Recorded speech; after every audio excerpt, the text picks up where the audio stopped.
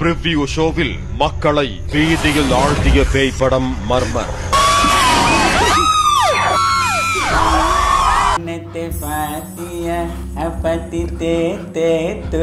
சரி okay shoot போலாமா? Ready 1. என்ன முக்காடு போட்டு சுத்திட்டு இருக்கா? டேய் மச்சான், ஒரே பயமா இருக்குடா. எங்க பார்த்தாலும் பேய் வந்துருமோன்னு ஒரு மாதிரி இருக்குடா. ஏய் என்ன சொல்ற? எனக்கு ஒன்றும் புரியல, என்னாச்சு? டேய் ஒரு படத்தை பார்த்தேன்டா. இந்த படம் பார்த்து ஒரு 3 நாள் அதுல இருந்து வெளியவே வர முடியலடா. ஒரே பயமாவே இருக்குடா. 3 நாளா? என்னைக்கு பார்த்த படம்? நேத்து நைட்டு தான்டா பார்த்தேன்.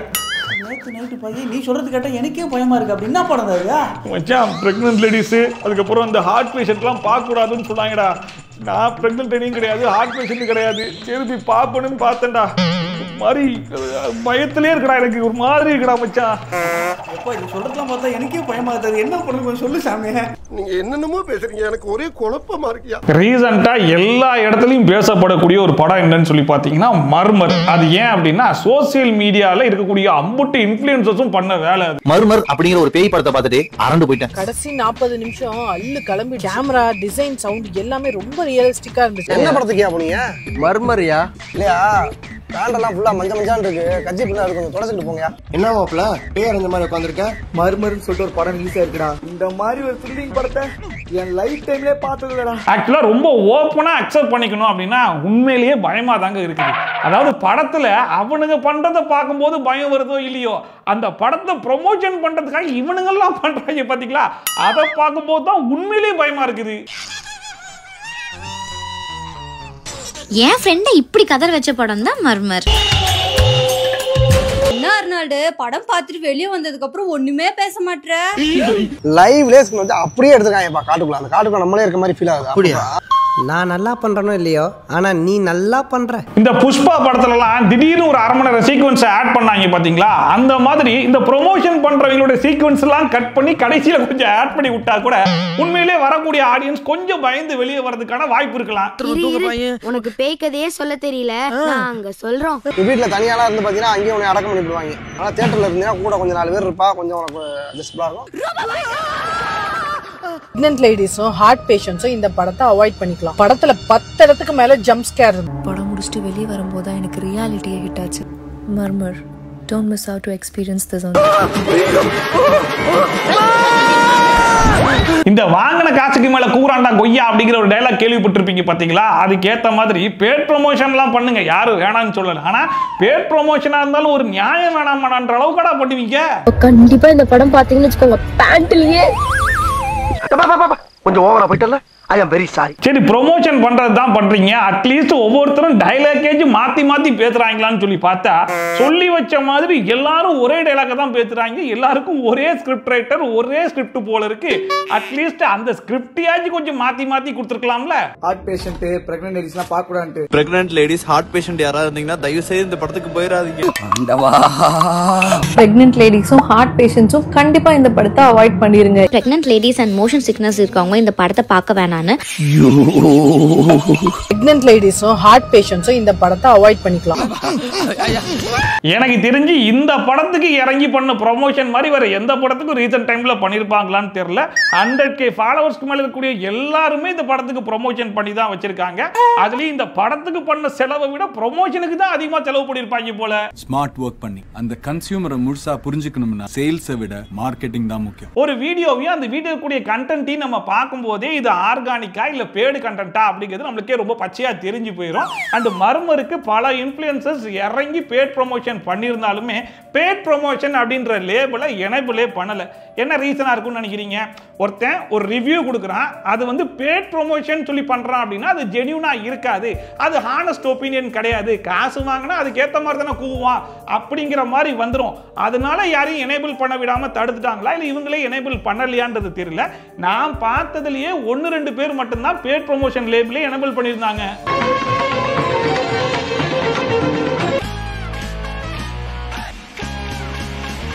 இப்போ ரீசெண்டா tech pass versus tech super star அப்படின்னு சொல்லிட்டு ஒரு பிரச்சனை ஒன்று போச்சு இல்லையா? இந்த பிரச்சனையில சிட் ஃப்ரீக்வன்சி அப்படிங்கிறவங்க டெக் சூப்பர் ஸ்டார் என்னென்ன லீலைகள்லாம் பண்ணாப்ல அப்படிங்கறத ஃபுல்லா எக்ஸ்போஸ் பண்ணி ஒரு வீடியோ ஒன்று போட்டு விட்டாங்க. 50 பேரும் சோசியல் மீடியால போட்டு பொலந்து எடுத்தாங்க. எல்லாருமே பார்த்திருப்பாங்க. இதை நார்மல் பீப்புள் எவ்வளவு அட்டென்ஷன் கொடுத்து பார்த்தாங்களோ இல்லையோ, கண்டிப்பா இன்ஃப்ளூயன்சர்ஸ் யூடியூபர்ஸ் எல்லாருமே கொஞ்சம் அட்டென்ஷன் கொடுத்து பார்த்திருப்பாங்க. ஏன்னா இது யூடியூபர் சம்பந்தமான ஒரு பிரச்சனை.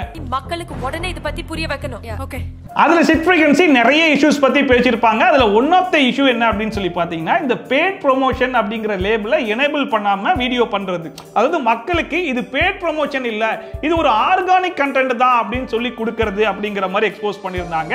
அதுல கூட நம்ம டெக் சூப்பர் ஸ்டார் நீங்க ஏன் பேட் ப்ரொமோஷன் சொல்லிட்டு அக்செப்ட் பண்ணிக்கிட்டீங்க, இது பேட் ப்ரொமோஷனே இல்லைன்னு சொல்லலாம், நம்ம வந்து இது பேட் ப்ரொமோஷன் இல்லதுக்கு ஒரு ப்ரூஃபை கூட கிரியேட் பண்ணலாம் அப்படிங்கிற அளவுக்குலாம் இறங்கி பேசியிருப்பாப்ல. அதையும் எல்லாருமே பார்த்திருப்பாங்க. ப்ரூஃபே கூட கிரியேட் பண்ணி அவனை திருப்பி அடிச்சு விட்டுறணும். ஒரு விஷயம் இந்த வட்டம் அவன் வந்து சிக்கியிருக்கான், நான் பெய்டு பண்ணேன்றதுக்கு அவன்கிட்ட ப்ரூஃப் இருக்கா? என்னை தாண்டா ஈஸியா அடிச்சு போடுறீங்க. ஏன் அதுக்கப்புறமா மணிச்சோ வெர்சஸ் பொட்டேட்டோ ஃபேஸ் இவங்க ரெண்டு பேருக்குள்ள ஒரு இஷ்யூ ஒன்று போச்சு. அந்த இஷ்யூ எதை பத்தின்னு சொல்லி பாத்தீங்கன்னா, மணிச்சோவுக்கு வந்து பொட்டேட்டோ ஃபேஸ் எனக்கு ரொம்ப பிடிக்கும். என்ன காரணம்னா, Potato Face one of the genuine creator அப்படிங்கிறதுனால தான் நான் வந்து ஃபாலோ பண்ணிட்டு இருந்தேன். பட் அவங்களுமே ஒரு சில வீடியோஸ்ல பேட் ப்ரொமோஷன் பண்ணிட்டு அது ஆர்கானிக் கண்டென்ட் மாதிரி விட்டுருந்தாங்க. எங்கேயுமே பேட் ப்ரொமோஷன் லேபிளும் ஆட் பண்ணல, ஹேஷ்டாக் ஆடுமே வந்து போடல. அதனால இந்த குற்றச்சாட்டை அவங்க மேல எடுத்து வைக்கிறேன் அப்படின்னு சொல்லி எடுத்து வச்சிருந்தாங்க. ஒரு பிராண்ட் டீல் பார்க்குறேன், அவங்க ஒரு ப்ரமோஷன் பண்ணியிருக்காங்க. எங்கேயுமே அது ப்ரமோஷன் மென்ஷன் ஆகல, ஹேஷ்டாக் ஆட் இல்ல, பெய்ட் கொலாபரேஷன் டேக் இல்ல. ஃபர்ஸ்ட் நான் வந்து இது பார்க்குறேன், இதுல எங்கேயுமே ஆடுன்னு போட்டிருக்காது, எதுவுமே போட்டிருக்காது. போட்டு விட்டா ஜச்சம்மா கடையை காலி பண்ண போகுது. பொட்டேட்டோ ஃபேஸும் அதுக்கு ரிப்ளை பண்ற வகையில் எனக்கு வந்து பெய்ட் ப்ரொமோஷன் அப்படிங்கிற லேபிளே இல்ல, அதனால ஹேஷ்டாக் ஆட் சில வீடியோஸ்ல போட்டிருப்பேன், ஒரு சில வீடியோஸ்ல நான் கொலாபரேட் பண்ணிருப்பேன், அதனால ஹேஷ்டாக் ஆட் கூட போடாம விட்டுட்டேன், இந்த மாதிரி போடாம விட்டது தப்பு தான் அப்படிங்கிற மாதிரி அவங்களுமே சொல்லியிருப்பாங்க. சோ இந்த இஷ்யூவுமே எல்லா இன்ஃப்ளூயன்சர்ஸும் கண்டிப்பா கவனிச்சிருப்பாங்க.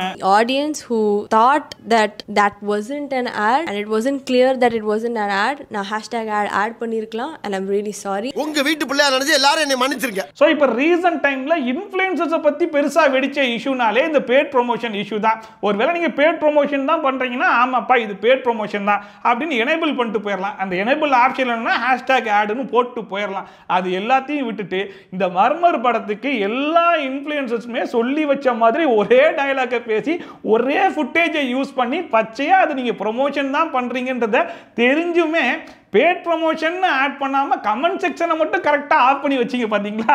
ஒருவேளை நீங்க பண்ணது ஹானஸ்டான ரிவ்யூ தானா, ஏன் அந்த கமெண்ட் செக்ஷனை ஆஃப் பண்ணி வைக்கணும்?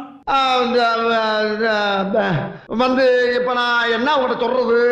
அண்ட் குறிப்பா ஒரு சில இன்ஃப்ளூயன்சர்ஸ் அதிகமான ஃபாலோவர்ஸ் வச்சிருப்பாங்க. அதுக்கு முக்கியமான காரணம் என்ன அப்படின்னு சொல்லி பாத்தீங்கன்னா, அவங்க மேல இருக்கக்கூடிய ஒரு நல்ல ஒப்பீனியன் தான். இவங்களுக்கு வந்து என்னதான் பேட் ப்ரொமோஷன் பண்ணாலுமே கொஞ்சம் ஜென்யூனா தான் பண்ணுவாங்க, இந்த அளவுக்குலாம் இறங்கி பண்ண மாட்டாங்கன்ற அளவுக்கு இருக்கும் இல்லையா? அவங்கெல்லாம் கூட இந்த படத்துக்குன்னு பார்க்கும்போது ரொம்ப இறங்கி அதே ஸ்கிரிப்டை படிச்சு தான் பண்ணியிருந்தாங்க. அதை பார்க்கும்போது தான் சரி ரைட்டு, அதாவது இவங்களுமே மனசாட்சியை குழி தோண்டி புதைச்சு விட்டாங்க போலேன்ற மாதிரி தான் இருந்துச்சு. கடைசி 40 நிமிஷம் அல்லு கிளம்பி கேமரா டிசைன் சவுண்ட் எல்லாமே ரொம்ப ரியலிஸ்டிக்கா இருந்துச்சு. கண்டிப்பா தியேட்டர்ல பாத்துறோம். புது விதமான முயற்சி, தியேட்டர் எக்ஸ்பீரியன்ஸ் இருக்கணும். உன்னால என்ன பண்ண முடியுமோ இவ்வளவு ஏங்க இப்ப ரீசெண்டா விஜய் சேதுபதி ஹோஸ்ட் பண்ண பிக் பாஸ் சீசன் 8 வந்து முடிஞ்சிச்சுல, அதுல பிஆர் பத்தியும் வெளியிடக்கூடிய ப்ரொமோஷனை பத்தியும் மேனிபுலேஷனை பத்தியும் அவ்வளவு பேசியிருப்பாங்க. சுனிதா கூட ஒரு வீக்கெண்ட் எபிசோட்ல இருந்துச்சு, விஜய் சேதுபதி கிட்டயே பிஆர் பத்தி ரொம்ப எக்ஸ்போஸ் பண்ணி பேசியிருப்பாங்க. நம்ம if you wealthy rich enough உங்க மட்டும் தான் பிஆர் ஸ்டன்ஸ் ஆட முடியும், அந்த மாதிரி இருக்க கூடாது நான் நம்புறேன். அப்ப விஜய் சேதுபதி சுனிதாக்கு நான் பதில் சொல்றேன் அப்படின்னு சொல்லிட்டு ஒரு எக்ஸாம்பிளுக்கு படத்தை எடுத்திருப்பாப்ல. ஒரு படத்துக்கு எவ்வளவுதான் ப்ரொமோஷன் பண்ணட்டுமே, எவ்வளவு இறங்கி ஒரு ப்ரொமோஷன் பண்ணினாலுமே எண்ட் ஆஃப் தி டேல மக்கள் போய் தியேட்டர்ல படத்தை பார்க்கும்போது என்னன்ற விஷயம் தெரிஞ்சிரும்ல அப்படிங்கிற மாதிரி சொல்லியிருப்பாப்ல. ஒரு படம் நல்லா இல்ல, நீங்க அதுக்கு எவ்வளவு செலவு பண்ணி நீங்க ப்ரொமோஷன் பண்றீங்க, ஆனா படம் பார்த்த அன்னைக்கு ஜனங்களுக்கு தெரிஞ்சிரும்ல. அண்ட் இவர் கேட்ட இந்த கேள்விக்கு ஆடியன்ஸ் சைடுல இருந்து ஒருத்தர் எந்திரிச்சு ரொம்ப ஜென்யூனா ஒரு ஹானஸ்டான ஒரு கொஸ்டின் ஒன்று கேட்டிருப்பாப்ல. உண்மையிலேயே அந்த கேள்விக்கான ஒரு பதிலா தான் இந்த படத்தை நான் பார்க்கிறேன். ஒரு 10 படம் ஒரு ஃபெஸ்டிவலுக்கு வருதுன்னா அதுல ஹைலி ப்ரொமோட்டட் ஃபிலிமுக்கு தான் ஸ்கிரீன்ஸ் முதல்ல அதிகமா கிடைக்குது. ஒரு நல்ல படம் ஒரு சின்ன படம் ப்ரொமோஷன் பண்ண முடியலனா ஃபர்ஸ்ட் ஸ்கிரீனே கிடைக்காது. இப்போ இவர் கேட்ட கேள்வி ஒரு நியாயமான கேள்வியா இல்லையா? ஒரு படத்துக்கு ப்ரொமோஷன் பண்ணுங்க, யாரும் வேணாம்னு சொல்லல. ஒரு படத்துக்கு ப்ரொமோஷன் எவ்வளவு முக்கியம் அப்படிங்கிறது நார்மல் பீப்புளுக்கு கூட நல்லாவே தெரியும். ஏன்னா எல்லாருமே ப்ரொமோஷன் பண்ணிட்டு தான் இருக்காங்க. ஆனா இருக்கிறத வச்சோ இல்லை இப்படிலாம் இருக்கும் அப்படிங்கிற மாதிரி சொல்லி ப்ரொமோட் பண்ணுறது வேற. அதாவது ப்ரெக்னென்ட் லேடிஸ் பார்த்துறாதீங்க, ஹார்ட் பேஷண்ட்லாம் தியேட்டர் பக்கமே வந்துடாதீங்க, படம் ரன கொடூரமாக இருக்குது தெரியுமில்ல. ரீசன்ட் டைமில் வந்ததுலேயே ரொம்ப ஸ்கேரியான மூவி இதுதான். அது ஃபஸ்ட்டு 40 மினிட்ஸை மிஸ் பண்ணிடாதீங்க, கடைசி 10 மினிட்ஸை மிஸ் பண்ணிடாதீங்க. இவ்வளோ சொல்லி இவ்வளோ ஹைப்பு கொடுத்து கடைசியில் ஒருத்தன் தியேட்டரில் போய் உட்கார்ந்து அந்த படத்தை பார்க்கும்போது ஒரே ஃப்ரேமை ஃப்ரீஸ் பண்ணி 10 நிமிஷத்துக்கு காமிச்சா அவன் என்ன மனநிலையில வெளியே வருவான்? பேய் படம் மாதிரி இருக்கா? அப்படி பேய் இல்ல ஒண்ணு இல்ல, என்ன பேய்க்குதா செம பேயா போனா பேட்டி எடுக்கிற பேட்டி நீ போனா. அண்ட் இந்த இஷ்யூ பயங்கர கான்ட்ரவர்சியா ஆயிடுச்சு. எல்லாருமே பேச ஆரம்பிச்சிட்டாங்க. இன்ஃப்ளூயன்சர் சொல்றது ஒரு மாதிரி இருக்கு, தியேட்டருக்கு போய் பார்த்தா படம் வேற மாதிரி இருக்கு அப்படின்னு சொல்லிட்டு பிரஸ் மீட்ல டைரக்டர் கிட்டயே டைரக்டா அந்த கொஸ்டினை கேட்டதுக்கு அந்த டைரக்டர் அங்க இருக்கிற பிரஸ் மெம்பர்ஸை பார்த்து சவால் விடுறாப்ல. ஃபேக் ரிவ்யூ பரவுது அப்படின்ட்டு ஒரு எண்ணம் இருந்துச்சுன்னா நீங்க மீடியா நீங்களே முன்னெடுத்து நீங்களே பப்ளிக் ஒரு 150 பேரை கூட்டிக்கங்க. நாங்க மறுபடியும் ஒரு ப்ரிவியூ போடுறோம், அவங்கள லைவா ரெக்கார்ட் பண்ணலாம். என்ன ரிவ்யூவோ அதை நீங்க கொடுங்க, நாங்க அதை தாராளமா ஏத்துக்கிறோம். இந்த மூவியை நீங்க தியேட்டர்ல இருந்து கூட வெளியே எடுத்துருங்க. Open challenge. அண்ட் இது கூட பரவாயில்ல. இப்போ ரீசெண்டா ஒரு இன்டர்வியூ ஒன்று பார்த்தேன். அந்த இன்டர்வியூல அவர் என்ன சொல்லியிருக்காருன்னு பாருங்களேன். பெய்ட் ப்ரொமோஷன் மாதிரி பெய்டு டிஃபர்மேஷன் ஒரு இருக்கு போல, யாரோ பண்றாங்க, அது என்னன்னு தெரியல. அதாவது அது பத்தி விசாரிக்கும் போது தான் தெரிய வருது, நிறைய பேர்கிட்ட அதுக்கான டீமே இருக்கான். பர்டிகுலர் மூவியை நீங்க டிராப் பண்ணணும் அப்படின்னா அவங்க they'll spend money to buy tickets வாங்கிட்டு அந்த டிக்கெட் வாங்கினா தான் ரேட்டிங் போட முடியும். ஸோ அந்த ரேட்டிங்ல 1 போட்டு அடிக்கிறது. ஸோ எங்களுக்கு இது சண்டே நைட்டு தான் ஆரம்பிச்சது. சண்டே நைட் ஒரு 2:30-3 மணிக்கு தான் ஆரம்பிச்சது. நான் பார்த்துட்டே இருக்கேன், எங்களோட ஸ்கோர் அப்படியே இறங்கி போயிட்டே இருக்கேன். என்னடான்னு பார்த்தா எல்லாமே யூசர் யூசர் யூசர் யூசர். சில பேர் நேம்லேயே இருக்குது. ஆக்சுவலாக யூசர்னு இருக்கிறது மேக்ஸிமம் எனக்கு தெரிஞ்ச வரைக்கும் ஃபேக் தான் நினைக்கிறேன். ஏன்னா புக் மை ஷோ யூஸ் பண்ணுறவங்க திடீர்னு அன்றைக்கி தான் புதுசாக டவுன்லோட் பண்ணி யூசர்ன்ற நேம்லேயே டிக்கெட் போடுவாங்கன்னு இல்லை. ஏன்னா இருந்தாலும் பல வருஷமாக வச்சுட்ருக்கேன், என் பேர் தான் வரும் நான் போட்டேன்னா. ஸோ அந்த மாதிரி ஒரு விஷயம் நடந்தது. அதை நான் பார்த்துட்டே இருந்தேன், ஏதோ நடக்குதுன்ட்டு மட்டும் எனக்கு புரிஞ்சுது. இன்னும் சத்த நேரம் இருந்தாலும் பேச்சை கேட்டால் நம்மளே நம்பிடுவோம் போல இருக்கேன். ஆக்சுவலாக சார் என்ன சொல்கிறாப்புல அப்படின்னா, எப்படி பேட் ப்ரொமோஷன் அப்படின்னு சொல்லிட்டு என் மேலே ஒரு குற்றச்சாட்டு வைக்கிறாங்களோ அதே மாதிரி பேடு டிஃபர்மேஷன் அப்படின்ற ஒரு வேலை ஒன்று பார்க்குறாங்களாம். அதுக்கு அவங்க என்ன பண்ணுறாங்கன்னா, அதாவது இந்த படத்துக்கு போய் டிக்கெட்டு வாங்கி காசு கொடுத்து டிக்கெட்டு வாங்கி செலவு பண்ணி அதுக்கப்புறமா தான் புக் மை ஷோவில் ரிவ்யூ போட முடியுமா. அதனால அதுக்கப்புறம் போயிட்டு 1 ரேட்டிங் கொடுத்து ஒஸ்டான ரிவ்யூஸ் கொடுத்துட்றாங்க. இதை இவர் எப்படி கண்டுபிடிச்சாரு அப்படின்னு சொல்லி பார்த்தீங்கன்னா, எல்லா ஐடியுமே புதுசாக கிரியேட் ஆன ஐடி மாதிரி இருக்கு. யூசர் யூசர் யூசர்னு போட்டே இருக்குது. அதிலிருந்து தான் அதிகமான நெகட்டிவ் கமெண்ட்ஸும் வந்திருக்கு, ரொம்ப லோயஸ்டான ரேட்டிங்கும் வந்திருக்கு.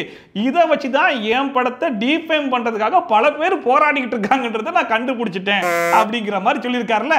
நான் பார்த்துட்டே இருக்கேன், எங்களோட ஸ்கோர் அப்படியே இறங்கி போயிட்டே இருக்கு. என்னடான்னு பார்த்தா எல்லாமே யூசர் யூசர் யூசர் யூசர். எனக்கு தெரிஞ்ச வரைக்கும் ஃபேக் தான் நினைக்கிறேன். சரி ரைட், இவர் சொல்றதை நம்ம கிராஸ் செக் பண்ணி பார்த்தரலாம் அப்படின்னு சொல்லிட்டு நான் புக் மை ஷோ ஐடிக்கு போனேன். போய் பார்த்தா 5.4 ரேட்டிங் இருக்கு, 3.6K ரிவ்யூஸ் இருக்கு.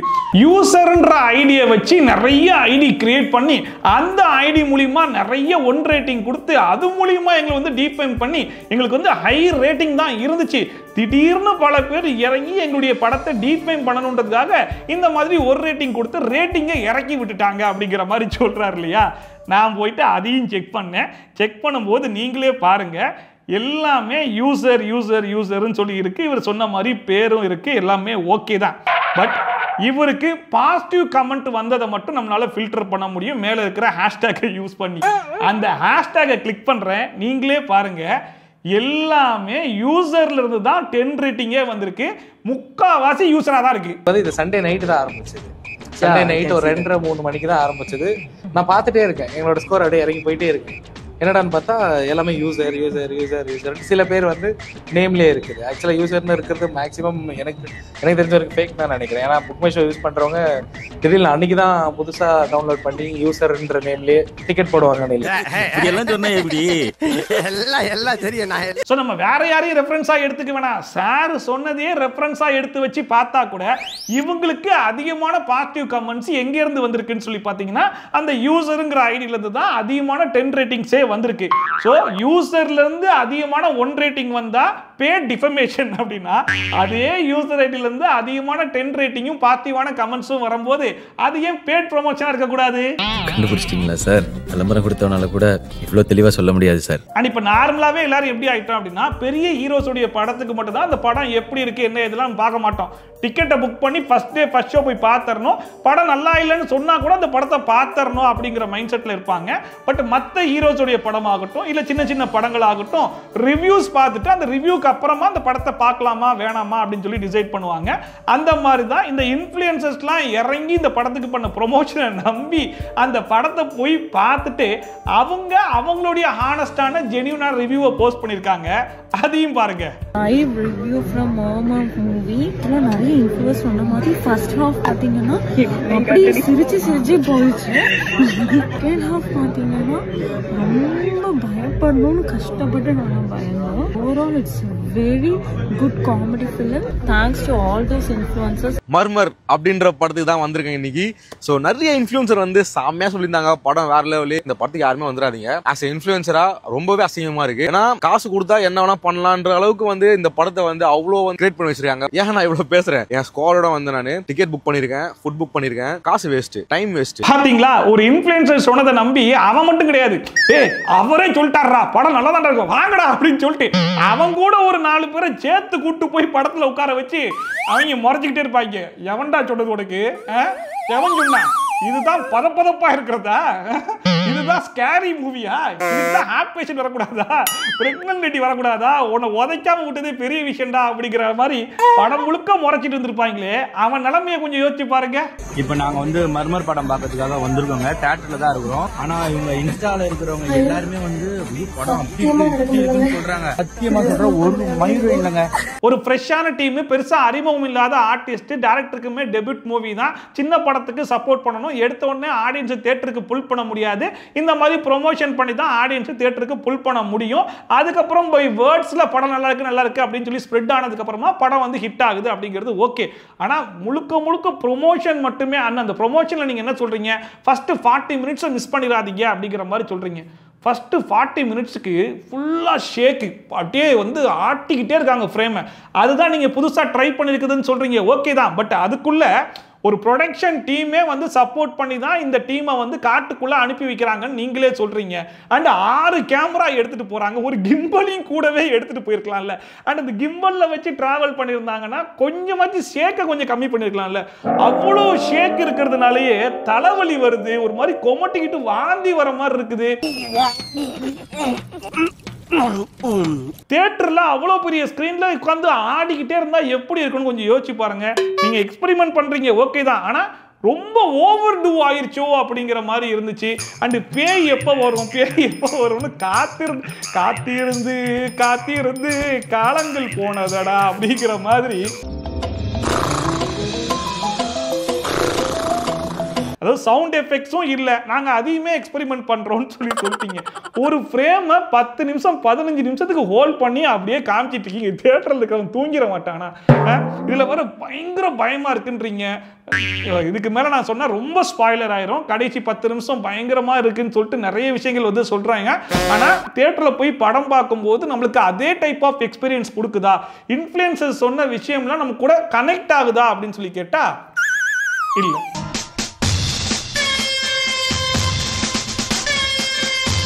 ஸோ யாரெல்லாம் இன்ஃப்ளூயன்சர் சொன்னதை நம்பி தியேட்டருக்கு போய் இந்த படத்தை பார்த்தீங்க, குறிப்பாக எந்த இன்ஃப்ளூயன்சர் உருட்டுனதை கேட்டு நீங்கள் போய் தியேட்டருக்கு போய் உட்கார்ந்தீங்க, அண்ட் அப்படி போய் படத்தை பார்த்ததுக்கப்புறம் அவங்களுடைய ஹானஸ்டான ஜென்யூனான ரிவ்யூ என்னவா இருந்துச்சு அப்படிங்கிறத மறக்காம கமெண்ட் செக்ஷனில் போட்டு விடுங்க. நானும் போய் பார்த்து படிச்சுக்கிறேன். அட போவா படமா அது ப்ரமோஷன்லாம் பயங்கரமா பண்ணாங்க. அதை நம்பி தான் பயங்கரமா இருக்கு. ஸோ அவ்வளோதான் இந்த மர்மர் படத்துடைய மர்மங்கள். இந்த படத்தை பற்றியும் இந்த இன்ஃப்ளூயன்சர்ஸ் பண்ண ப்ரொமோஷனை பற்றி நீங்கள் என்ன நினைக்கிறீங்க அப்படிங்கிறத மறக்காம கமெண்ட் செக்ஷனில் போட்டு விடுங்க. இதே மாதிரி ட்ரோல்ஸ் அண்ட் ரிவ்யூஸ்லாம் கண்டிப்பாக பார்க்கணும்னு வச்சிங்கன்னா மறக்காம சப்ஸ்கிரைப் பண்ணிட்டு பக்கத்தில் இருக்க பெல் ஐகானை டான் தட்டி விட்டீங்கன்னா நான் போடுற வீடியோ நோட்டிஃபிகேஷன் டான் டைமுக்கு வந்து சேர்ந்துடும். ஸோ மீண்டும் மாதிரி சூப்பரான வீடியோட சூப்பரான ரிவ்யூட சூப்பரான ட்ரோலோட உலகம் சந்திக்கிறது. பை ஃப்ரம் ஷாப்பி, tata, bye and take care.